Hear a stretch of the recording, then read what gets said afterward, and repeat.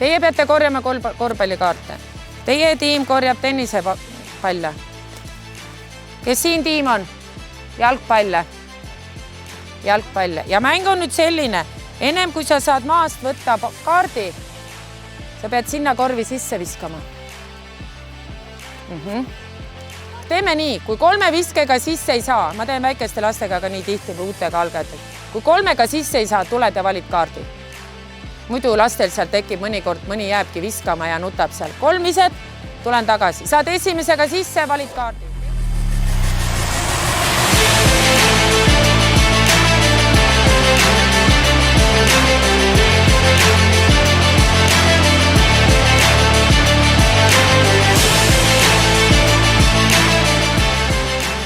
No te olete ju kõik näinud, eks ju, 2 sammu pealt põrgatus, 1, 2 ja viskad. Nii, nüüd meil on tehtud see esimene samm, et oleks lihtsam õppida. Mul on tehtud see parema ja samm juba. Me teeme praegu lihtsalt niimoodi. Ma panen selle palli siia parema jala, te võite kõik siin proovida. Sõrmed vaatavad maha ja teine käsi on siin selline asetus. Nii, ja nüüd ma teen ühe sammu, toon palli üles ja viskan. Et muidu kipub olema see, et need lapsed tahavad siia ja ma ei tea, mul on see pall siin, 1 samm, pall üles ja viskan. Koos palliga läheb üles ka põll.